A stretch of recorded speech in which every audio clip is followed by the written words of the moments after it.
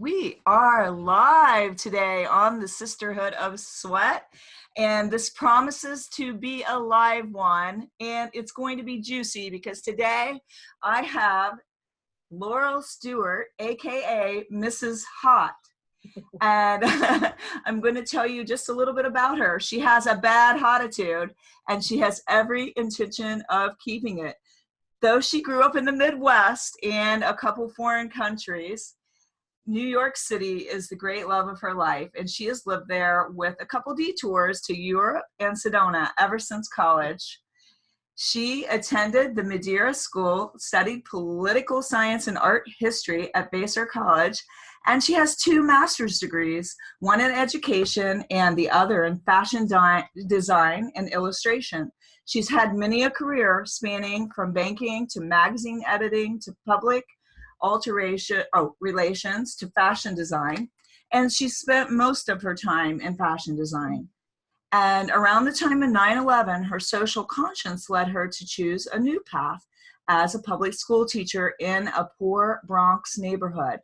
She had an 11-year journey so grueling that she wrote a book about it, and left to deal with the wreck she'd become from that experience. In her late 50s, she transformed herself and began blogging about her makeover and ensuing dating adventures, mrshot.com. And besides romance, travel is her greatest passion. She has explored the planet from Easter Island to the Ice Hotel in the Arctic.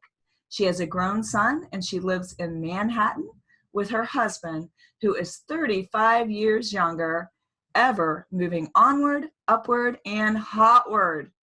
Welcome, Mrs. Hot, to the show. Thank you. It's my pleasure to be here. I love this, Mrs. Hot. I feel like we could all tap in to a Mrs. Hot that we have inside. Yes, your inner hot, indeed. So, yep. What do you think,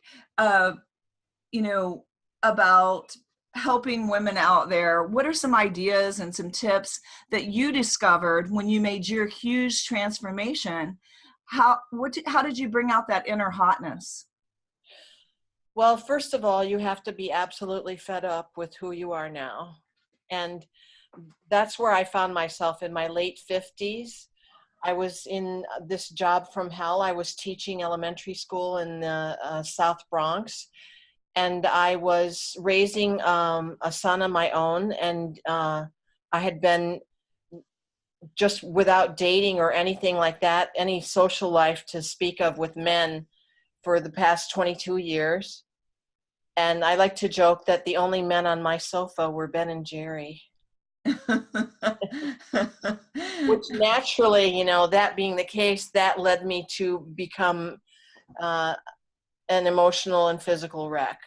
And the stress was killing me, and I was just eating junk food and mainlining Cheetos and doing whatever I could to push my serotonin up after these long days. And my son was a teenager at that point, and you know how that is also. So I just found myself an absolute wreck, and I thought, life isn't meant to be miserable. I just don't buy this. And so I had this tiny glimmer of hope and optimism that I could turn it around. And the first thing I did was I looked at why I was having an eating disorder in the first place. I mean, I knew that stress was involved, of course, but what was the root of that? So I looked back into my childhood. I went to psychotherapy. I went to shamans and new age people. And I discovered that I had roots of sexual shame. And so I was facing a lifetime, in fact, of yo-yo dieting, going up and down as I would lunge from one extreme to the other. I would binge on junk food or absolutely nothing at all. And it was constantly like that. And I thought, this time I'm not going to do this. I'm going to make this a lifestyle choice and be mature about this. Finally, at my advanced age, I figured that out. Hey, I love it. That gives hope to all of us out there that as long as you're alive and breathing, there is hope for you. Right? All you need is a pulse to apply. So I started limiting the carbs severely. The more severely you limit the carbs, the more you're just going to peel it off. And going to the gym every day. One day I lift, and the next day I do cardio. And then also I throw in kickboxing, belly dancing, especially if you want to find your inner hot and your inner woman. And any of you out there who have been sexually abused as I wasn't physically sexually abused, but I was emotionally sexually abused by extremely repressed parents who themselves, of course, who were shamed. But the point is, are you familiar with the chakra system? Mm-mm. It's the 7 energies in yoga. Oh, 7 chakra. You said chakra. Yes. Oh, yeah. Yes. So, I mean, sexual shame is based in the sexual chakra, which is the second chakra below the navel. And when you bump and grind and belly dance, you're going to open that sucker. The hula, all those things are the same. Open They're up all those fertility hips. dances, and that they work nicely to access your inner goddess. So once you start doing that, it's just not as hard to make the right choices with food. I mean, for example, when I quit my stressful job, I wasn't looking for serotonin all the time in carbs, so I could start eating more of a keto diet. And I hate that word diet. I say that's the D word. Right. You just changed your lifestyle. They never work, and they never will work. And I mean, I think there's a reason you never see Biggest Loser reunions, because I think they've all gained it back. I do. A lot of times that's true. It's got to start up here first with your mindset. Oh, definitely. And it's all about self-love. And, if you can't find the self-love, then it's going to be impossible to do. So, but it was the lack of self-love that got you into that situation to begin with. I mean, when you're eating Krispy Kremes, this is not a loving action. It may taste good going down. That's about it, though. It's a world of hurt to your body. It is. I like to look at food in this way. Am I willing to wear that? Oh, I love that. That's great. Am I willing to wear that? Is it worth wearing? I mean, now and then you can have a slice of pizza, but you have to decide, well, am I ready to wear that? If it might end up there. Or what's the trade-off? How much cardio do I have to do to burn that off? Exactly. So I don't have to tell you that just burning off a donut, I mean, it's painful. I mean, when you look at the number of calories and fat and sugar in that, and of course, so much of it is related to the glycemic load, index. Yes. And I learned all about that stuff too. So it's not just calories, it's how much it's jumping your insulin. Well, also, you said that with, I was reading in your book, and this is one of my favorite comments in your book. You talked about, yes, to exercise, but not to excess, because replacing a joint is not sexy. I was like, that is so good. So good. It is not sexy to have to replace your knees and your hips because you overdid it on. I've got one. I've got one, but it was from, I think it was from being so overloaded for years, by the way. But yes, you have to access your self-love, and everybody has it, and find reasons to love yourself, and then work it every choice. I mean, every single minute of the day you're choosing, if you think about it. And I'm not just talking about food choices. I mean, sometimes you might get home from work and say, oh, I'm too tired to go to the gym today. But you got to make that choice. You got to reach inside and for that greatness in you that's bigger than that. I love because that. You know how fabulous you're going to feel after you do it. Yeah, you have to think about the after, right? And all the amazing benefits that come from going to the gym, you know, mental, physical. I mean, you don't want to get Alzheimer's, go to the gym. I love You want that. to be hot, go to the gym, you know. It's fries or guys. You have a choice. Oh my goodness. Well, you talk about one of my favorite topics. You're against ageism and sexism and all Oh, these things. And rules, the bad biggest, rules, stupid yeah, rules, right? artificial rules. Who says, you know, for so many of them? Well, the biggest thing that I feel like you really tapped into that I really want to bring out today is I feel like in our country and with religion and all the things that we've been taught, women have not been taught to embrace their sexuality, whereas men have, full, license to do so. How can we as women begin to embrace our sexuality instead of be ashamed of it? Well, I think you should look at your roots the way I did and see where it came from in the first place, and understand why that's completely wrong. You know, babies don't run around covering their crotches, do they, when we change their diapers? Babies are not ashamed. We're taught shame.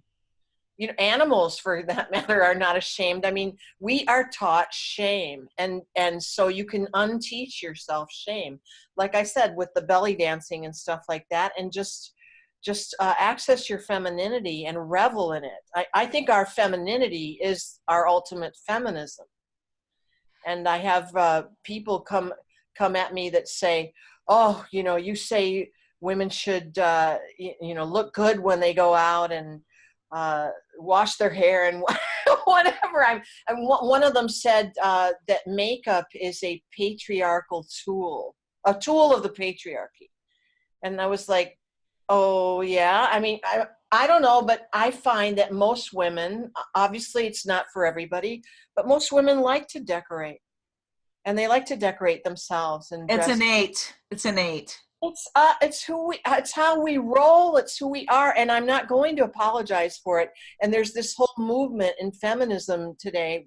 What is it? The second or third wave of third wave, I think it's called, the feminism now, where it's all about negating your femininity. I'm not going to be equal to a man. I don't want to be equal to a man. I want to be different from a man. Of course, we have equal rights. We make equal money. All those no-brainers. But other than that, vive la différence. It's fabulous. The yin and the yang. Yin. Yeah. I love to embrace, yeah. I Making think just progress. embrace who you are. And I like slapping some makeup on, and I'm all about the book Girl Wash Your Face, because I think the premise of this bestseller is you'll feel better. Girl, wash your face, I've seen that. I want to look at that book, because that's I tell everybody, dress when you go out. Dress every day as if you're going out on a date, because you're going out on a date with destiny. You don't know. You don't know. When you're looking at a book at Barnes and Noble and somebody is standing next to you and he's cute, you can ask him if he's read that book. I mean, there's and I'm not just talking about romance. I'm talking about career opportunities, everything. Because when you look good, you feel good. And when you feel good, you're confident. And when you're confident, wonderful things come into your life. You attract wonderful things because, of course, you're vibing wonderful. You're only ever going to attract what you vibe. And for example, in relationships, the self-love part comes in there, because if you don't want to have a relationship with you, why would anyone else? And so that's a vibe too, of you loving yourself and bringing it in. And you will always bring in what you're vibing out, always. That is so good, and it's been a constant theme on my last 3 podcasts. I'm serious. I had the girl from AskWomen.com on, and that was one of the things she said is if you don't love you, why, if you don't think you're great, why would anyone else think that? And so how can women that maybe don't feel they're so great right now, maybe they feel frumpy and they feel not hot because they've been knee deep in, I don't know, diapers or working a job they hate. How can they begin to change that story? You can just take little baby steps, which are the way you can make the best changes in any way in life. You don't want to be overwhelmed. You don't want it to overwhelm you like at a New Year's resolution that you can't keep. It's better to start with baby steps. And I always point out the power of red, slap on some red lipstick, honey. That easy. And just look in the mirror as you walk by and say, hello, gorgeous, like Barbara Streisand did to her Oscar. Because, just keep putting that out there. I write on my mirror, I love you, you're beautiful, in my Chanel Pirate Red lipstick. I write that on my mirror in a big heart, and then I see it as I go by. So, something as simple as red lipstick can do it, but obviously I'm with you, Linda. I'm a proponent of working out, working your body, because of how it makes you feel. It makes you feel fabulous. It makes you look fabulous. It's wonderful to be strong. It's wonderful to have powerful abs. I love having strong abs, especially. There's something about that that's very powerful to me. And it's just, you see older men, they always, when they're losing their status and their power and their mojo, they get guts. I think there's something, okay. It's a power center. It's the solar plexus. And I think the more that you tend to that, the better you feel. And oh boy, endorphins and circulation and everything. And just keep it fresh in your life. Keep it fresh. This is the key I found to not aging. Because I believe that when things get old, we get old. So, when you go to the Chinese restaurant, how many people do this? I've also, I'll fess up, I have done this. You'll order your favorite thing on the menu. Why not try that weird vegetable over there in the corner? It's not going to kill you. Just little things like that, find the beauty in life, find the joy in small moments, because I don't think there's going to be a complete overload of happiness all the time or sadness all the time. I think it's in the moments, like last night we had a thunderstorm here in New York, and I lay in bed listening to that, and that is one of life's beautiful moments to me, a thunderstorm. I love it. So passionate. So you also talk a lot in your book about getting rid of toxic people. Oh yeah. So how does that those hoes? Well, people that bring you down, people that suck your energy. They're called energy vampires for a reason. I've known people, for example, who all they do is whine and complain. Oh yeah. And they want an audience, and you're standing there and you're looking at, you're trying to find a reason to get away, because they're pulling your energy out of you. They're sucking you at the same time as they're boring the hell out of you. And I can forgive a lot of things, but not if I'm boring you. I'm out of there. And so people like that, they just have to go, because they expect you to be their therapist. And why should you be? They're obviously not interested in changing, because then they wouldn't have a victim pity party to parade around and get attention with. So they're not going anywhere. So you need to go somewhere, which is away from them. And toxic situations, if you're in a bad marriage, how many of us have done this, me included? I've stayed in relationships long after I knew they were done.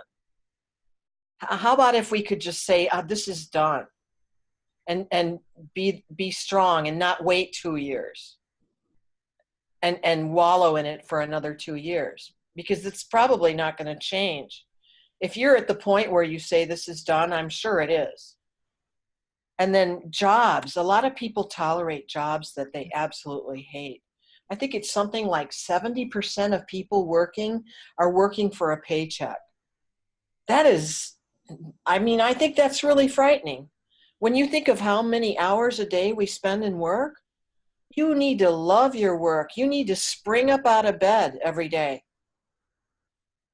and be rubbing your hands together to do it. It has to be play. It has to be such a part of you and a part of your essence and who you are. It has to be your talent. It has to be your gift. It has to be what makes you unique and different from other people. It's that thing in you that you can do for hours without looking at the clock. That's how you know what you should be doing. I love that. That is your gift. And everybody has something. I mean, I have people tell me all the time, oh, but I'm not good at anything. That isn't true. It just isn't true. And usually what you're good at is what you should be. Usually what you're good at is what you also enjoy doing. Yeah. And that's where it is. That's where you should be. So, you know, people need to get a grip and say, hey, I hate this job. You know, I certainly don't tell people to leave their job like that. That would be silly. But make your plan, make your escape plan, because that'll make your job right there. That'll make your job so much more bearable. Make your plan, how you're going to get out. Are you going to get your real estate license at night? Are you going to learn computer? Are you going to get some kind of training on the side in the healthcare profession, which is there's so many jobs in that now. Just there's so many things you can do. We're not here for very long, I don't think. And I think you should seize the day and write that novel you've always said you wanted to write. You know, take that acting class. I mean, what is holding you back? I just believe in living life full tilt, without apology and without boundaries. And rules be damned, you know. I like to say stoplights and stop signs, stuff like that, that makes sense. But most other rules don't. A lot of them don't. And they come to us through our family and well, I think they were trying to protect you probably in some way when you're growing up. Like, you know, don't want you to wind up pregnant, so they scare you off of sex or whatever. You know, there's usually a reason, right? Right. Well, they've been inculcated. It's all a massive propaganda, in my opinion. It's, but I mean, there's lots of propaganda in different ways, and the way out of is just to question it, like say, I don't know if that resonates with me. I love that. So don't just accept everything you're handed. You need to question it. And I agree with you. I totally agree with you. I think a lot of things that we have bought into, we need to think about, and we need to ask ourselves, is this really making me happy? If it's so good for me, why am I miserable? Oh, the good one. Yes. If it's so good for me, why am I miserable? Yeah. Yeah. So walk us through your transformation. You really had this amazing transformation. I put the pictures out there on Facebook so everybody could kind of see this. And did it take place over a span of time? And walk us through the whole story of you transforming. Well, it took me about a year to lose. I lost 82 pounds. I don't like to say lost, because then you can get it back. I don't want that to be in the you shed it. I released it. You released it. I released it into the wild. Well, usually it's because you released something else, right? You usually release something from up here. It's all starting there. Right. I released my attachment to my buzzkill miserable life. Yes, it took me a year to lose the weight. And then I started noticing that my skin wasn't coming back. It just wasn't coming back. And I had, these bat wings hanging off my arms, and I would take a step and my thighs would follow. And It wasn't good. And it's very, it's so disturbing after you've gone through all that, what you have, and the sacrifice and everything and the hard work to come out with skin that is just not cooperating. So I looked into having surgery. I had a lower body lift where they go all the way around your lower body. It's like a tummy tuck, but they go all the way around. And they just pulled everything up there. And I had my thighs tucked and my arms tucked, and I had my boobs lifted. I did not get boob implants. I had enough breast tissue in my boobs as much as I wanted, so I just had them lifted. And then I thought, well, let's go for it, and let's do the lower facelift, because I had jowls, and an eye lift. I love it. I love it. So why should women not fear plastic surgery? I mean, a lot of them feel like it's wrong, but to me, it's no different than putting on my hot pink lipstick today and True. putting highlights in my hair. It's I mean, true. as long as it's safe, I don't see why not. Right. And it makes you feel better. I mean, I looked in the mirror and I just couldn't grasp the way I looked, considering how I felt. I mean, I felt so great and rejuvenated and renewed, and yet everything was sagging and looking back at me like my old self. And I wanted to be new, and I just made this decision that despite these reservations that I'd had before, that, oh, if you love yourself, you wouldn't do that, and you need to accept yourself as you are. It just didn't work for me, because in fact, as I was, just didn't match my appearance. And so the surgery brought me in line with how I feel, and my new health, and my new vitality, my outlook on life. And I agree with you. It's no different than putting on makeup. It's no Yeah. different. Yeah, because it's all just to enhance the way you feel and the way you look. And to me, it's just, it makes you feel better. I 100% feel better when I put my hot pink lipstick on. I hear you. Oh my gosh. You said you're red. I like red too. I say, in the battle of the sexes, I don't go in without my war paint. I love it. I love it. Well, walk It's me not through. necessary, but it's fun, right? It's Yeah, like us decorating a I room or like it. It's putting an fun. outfit Yeah. together. It's just, it's like that song from South Pacific, I enjoy being a girl. There you go. There you have it. Shoot me. Guilty. All right, I gotta ask what everybody's probably dying to know. You were 63, married to somebody 35 years younger. Yep. Walk us through that. How did that all come about? Well, And that's one of the nice things, if for older women these days, what I found, and the reason I started blogging, I've started blogging under the name Mrs. Hot, because my friends were saying, oh, wow, I think people want to learn about how you transformed and how you did it, and also what happened after, because that's when I went into the world of dating. And dating is so different now with online dating. It's fantastic. It's just fabulous. You can is it? sit on your sofa with in your sweats and your scary exfoliating mask, and you can just swipe through profiles. Oh my It's goodness. so efficient. Nobody sees you. It's so efficient because, But let's what face if these guys aren't even who they say they are? I mean, how do you even know? well, you don't. There you- Until you meet them. I mean, what okay. I found out was I found out early on to cut the chatting and meet for a drink, because then it would prove whether they were real or not. I mean, I did find a lot of guys who were real, and I went on a lot of nice dates. I went on other dates that weren't as nice, but that, the whole thing was an adventure. And I bet.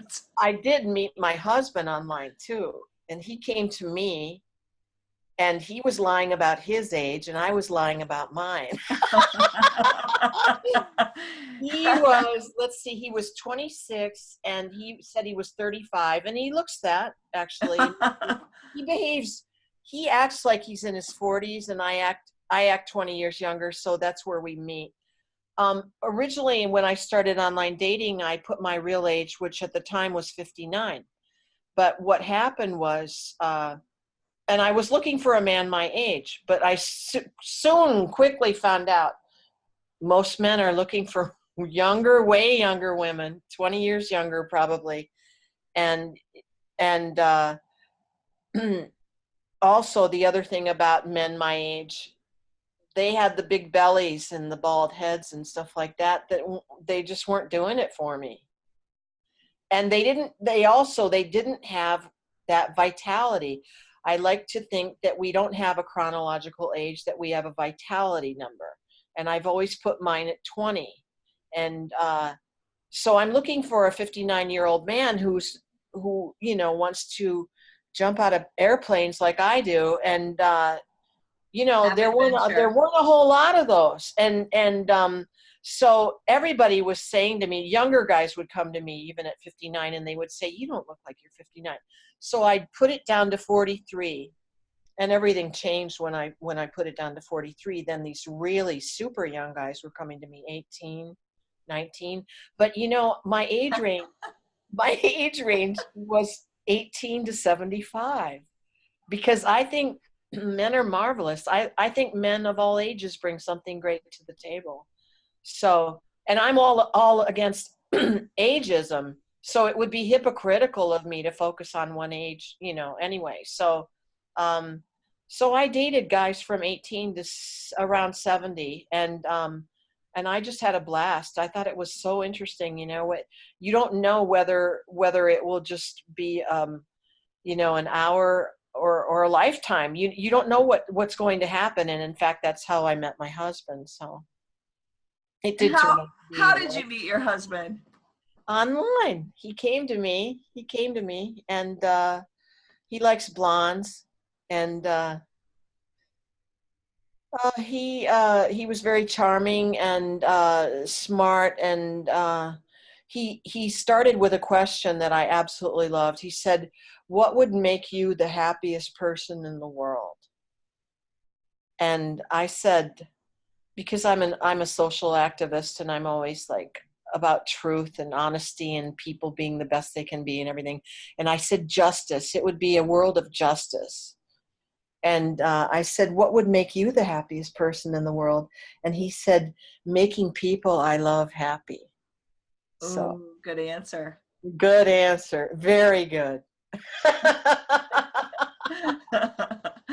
Oh, wow. We've been having a lot of fun. We've been traveling, and we got a Corvette, and we drove it from New York to LA, and we've just been having a lot of fun riding horses and doing, he has my energy level, obviously. So, one time I saw Madonna on the Ellen show, and Ellen asked her how young the last guy she dated was. And at the time she was 56, and she said 22. And the audience was like,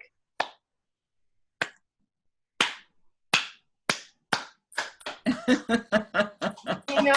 a very slow and incremental, because then, everybody realized, hey, that wouldn't be a bad thing.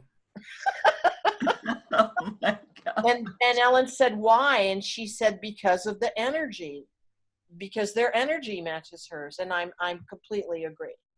I completely agree. Well, I just really think that age is a state of mind, first of all, and attitude. You said you had a hot attitude. I really think your attitude could be old. Sometimes you got to change your attitude. Oh my goodness. Yes. I've met really young people that act like they're in their 90s, for example. Yes. And they have all these restrictions, and they have this blinder view of life. And, come on, open up, everybody. Open up. There's a big world out there. Not just a world, a physical world, but, a mental world. I mean, there's just all these possibilities. Every moment is pregnant with possibility. Every moment is a birthday, if you think about it. Yeah. What's not to love? Well, I think a lot of us get stuck because Yeah. we don't choose to be unstuck. Right. Stuff piles up on you like it did on me. It piles up on you and it starts to crush you. And before you know it, you could be one of those old people that's walking stooped over because they're literally, carrying the weight of their horrible lives on their shoulders. But there's no reason to do that. Don't think that way. Don't think that way to begin with. Think positively. Stay positive. Open yourself to possibility because it's there. And then expect it. Live in expectation while you seize the day and make those great positive choices as much as you can. Nobody's a saint, but you try to make more positive than negative choices every day. And live in expectation. And as long as you keep your vibration high with your self-love, good things will come to you. I promise. Great things. What would you like to say to somebody out there that kind of feels maybe they're in the same place as you right now? As you were, not now. They may feel just done, like that they don't have any of what you're talking about today. What would you like to say to yourself, them, back then? What would you like to tell yourself? I love you. And you can do it. You've got this. Just decide. Make the decision. Yeah, it's a decision for sure. It is a decision. It's just a decision. And then the more you work it, the more you're going to see it, the benefits of it, and it come back at you, and it snowballs. Positivity snowballs and negativity snowballs. And what got you into that buzzkill place was a tremendous amount of negativity snowballing again and again and becoming bigger and bigger. But you can come out from under it.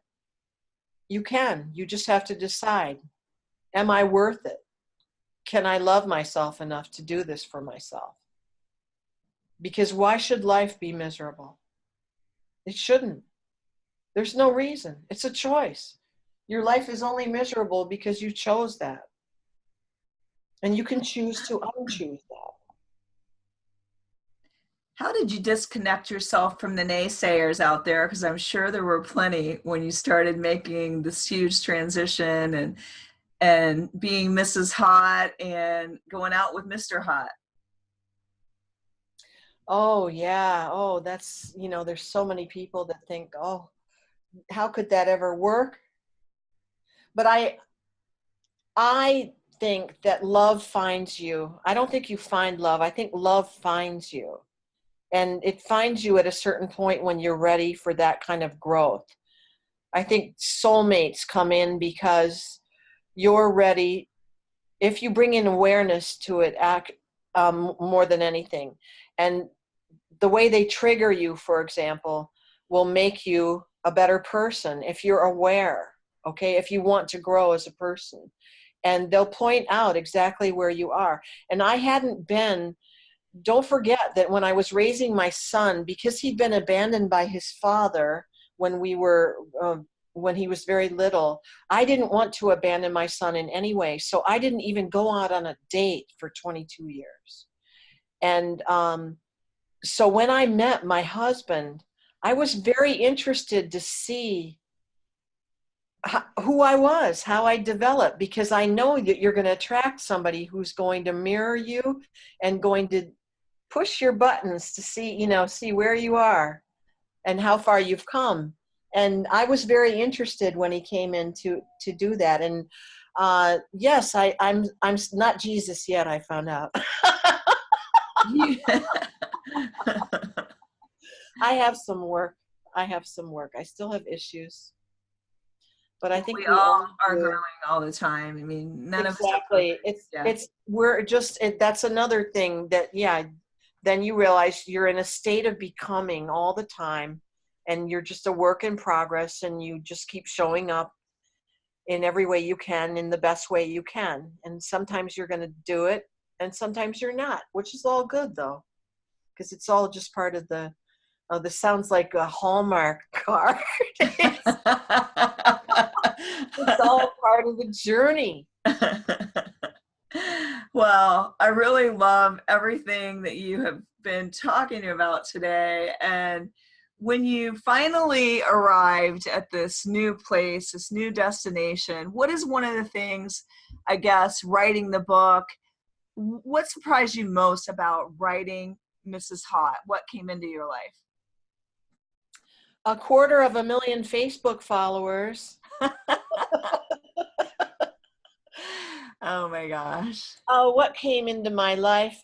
It's just fun. It's really fun being able to cheerlead people and being able to inspire other women to access their inner goddess. And I coach and I have webinars on my website, and it's so fulfilling to me to spread this message that you can be who you want to be, and to hell with anyone whose rules are trying to limit you in a way that you don't find that allows that.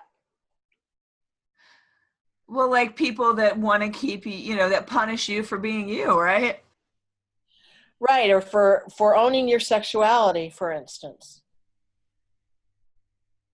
Yeah.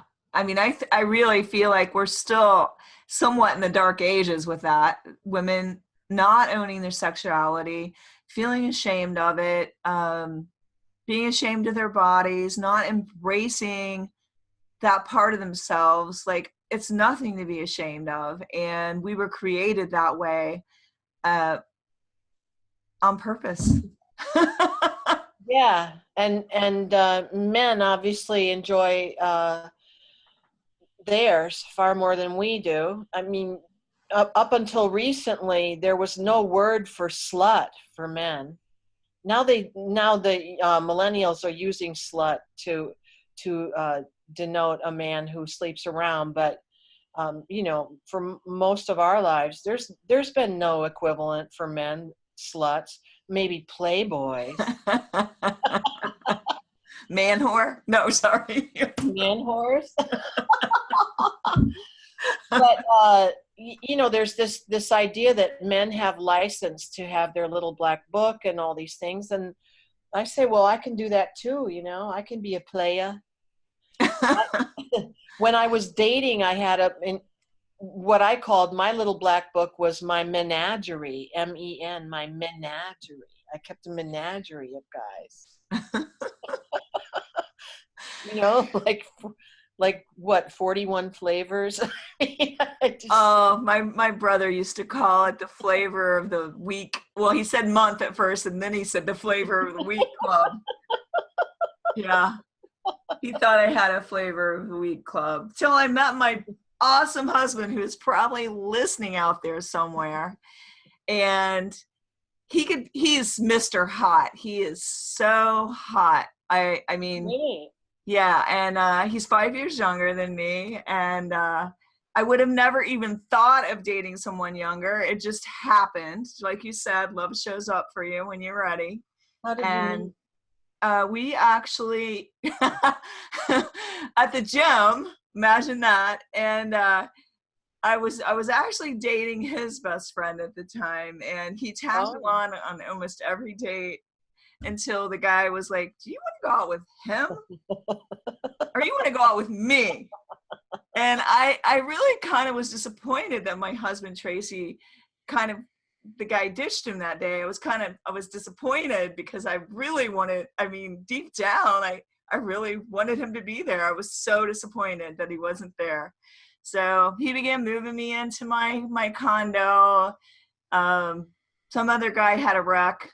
He actually ended up married on the same day as us. So it's a good thing Yeah. Tracy showed up that day. But I don't know, we just clicked in the moving truck. He said he could have leaned over and kissed me. There was chemistry, and there's been chemistry ever since. I mean, I broke all of the rules. Oh my gosh, my goodness. Every rule I was ever taught by my parents, who are very religious. When it came to my husband, all rules were broken. And we've been together 25 years. Wow. That's great. Yeah. And it's still just as hot as it was the first day. That's fantastic. Well, Yeah. that's chemistry for you. Yeah. I think that people think that in online dating that you're going to miss that you're going to, it's not the same as meeting somebody at a bar or a party or something, but you can pretty much tell, unless somebody's pictures are very different, which sometimes happens. You can usually tell if you're going to have chemistry with somebody or not, just from those pictures, and that's why it's so efficient when you're swiping through those. And then when you meet somebody, I have a theory. I mean, at least for me, the chemistry is established in the first 30 seconds. It really is. Yeah, I think I really have to say, for the most part, I agree with that. Yep, I can tell. Actually, just talking to somebody when I just get to talk to somebody, when we used to phone call, back in the day when it was phone calls, my kids were afraid for people to call the house because I knew everything about a person after listening to their voice. Oh, I don't know, just have some kind of a sense, and I would just know so much about a person just listening to them. So I totally believe this whole 30-second chemistry. When you meet someone, if there's an attraction there and if you're clicking.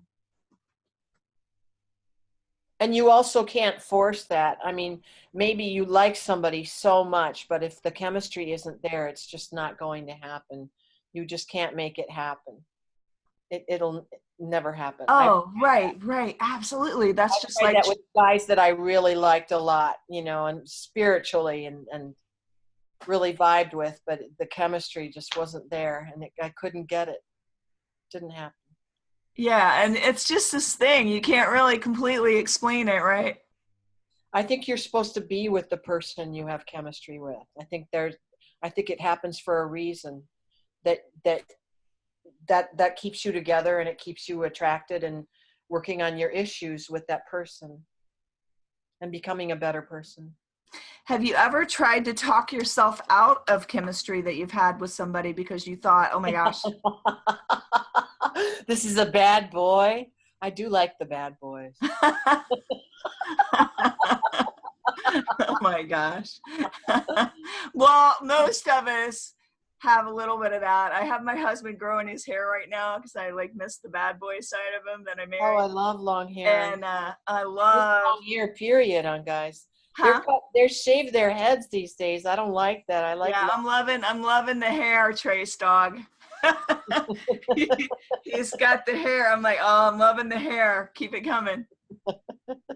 Well, that's nice that he has hair too. Well, I mean, he would look good bald, so I've got it made. Oh, there are lots of sexy guys who are bald. Absolutely. Yeah. Anyway, yeah. I think really it's like you said, you can take care of the outside, but sexuality comes from within. You got to be open to it. Absolutely. Yeah. If you're not, you need to look at your issues.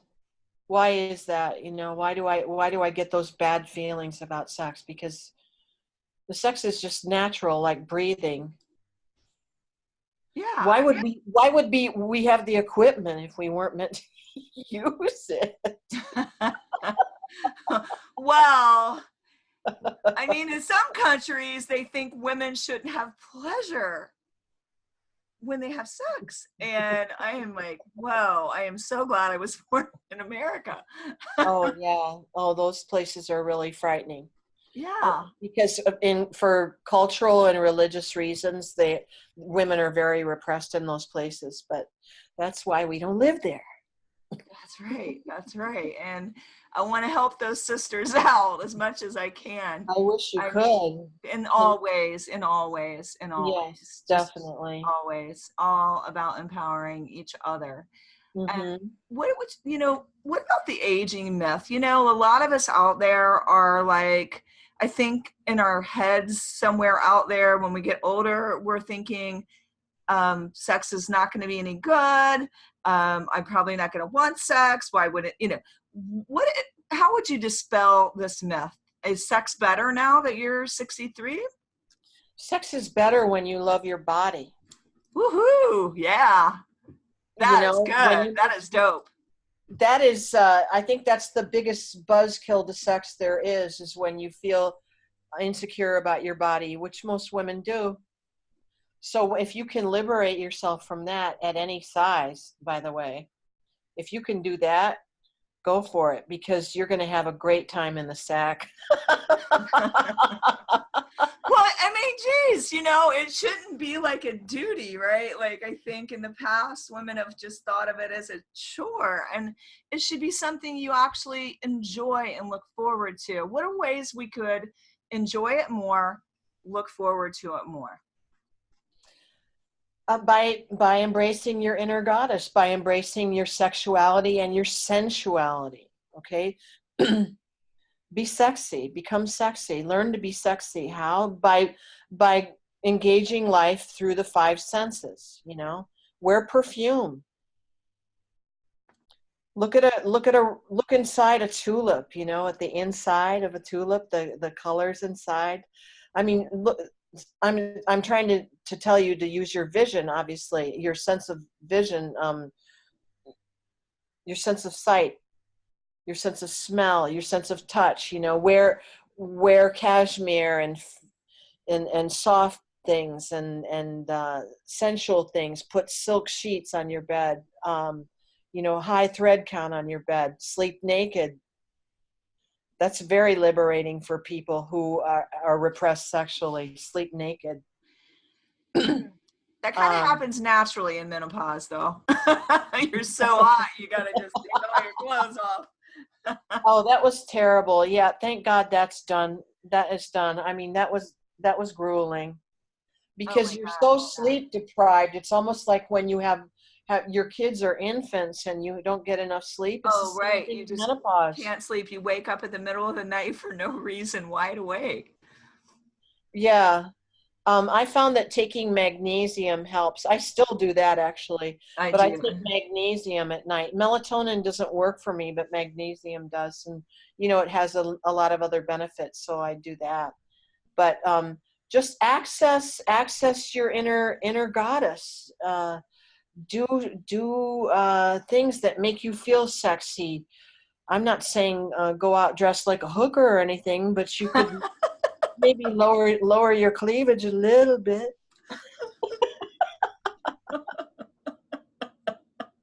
I mean, we're gonna come back again to the gym. We always come back to this point of going to the gym. You're making me laugh so bad because at my son's college graduation, I wore this dress and I don't know what's going down with it because it was raining, and the more it rained, the more it stuck to me and it was riding up. And I was just like, I want to get out of this dress. I feel like a hooker in this dress. And I was like, how soon can we get an Uber? I want to go home and change. Oh, at your son's graduation, no, so inappropriate. Oh. Yeah, I'm like, it was all right until like it started raining. And I was just like, oh my gosh. I think the dress that I wore that dress because of the shoes. I didn't have the right dress, the shoes for the dress I wanted to wear. So then I was like, oh, I'm going to have to wear this one. But I had no idea that it was going to do that. It's like a wet t-shirt contest, huh? Yeah. Yes. Everybody's like, I didn't realize we called this contest today at graduation. Oh my gosh. The things that happen to us as women, sometimes you just have to laugh it off and keep rolling with the punches. But it has been so awesome to have this conversation with you today. And I hope we've empowered a few women out there listening, Yes. as well as men. Yes. Yeah, right? Men, it's time for you to get your hot on also. That's right. That's right. Because you got to be hot for that woman out there. You got to be hot for your lady. Life in hot definition, HD. Oh my gosh, that works. That works. What are 3 simple tips you can leave for everyone to live in their hotness today? Oh my goodness, 3 simple tips. Go to the gym. I know this is going to shock all of you, but I'm going to tell you to go to the gym. Try to make your choices mostly positive, and don't forget, it ain't over till it's over. That's right. And you got it from Mrs. Hot. For everyone that likes it hotter, make sure you go to her website. What is your website? MrsHot.com. And on Instagram and Yeah. Twitter, I'm Smokin' Mrs. Hot. Ooh, I like that. So I hope you'll join me there. That's awesome. Thank you so much for just embracing your sexuality and giving others the confidence to do it too. Thank you, Linda, for all that you're doing also. You're amazing. Awesome. Bye, everybody. Bye.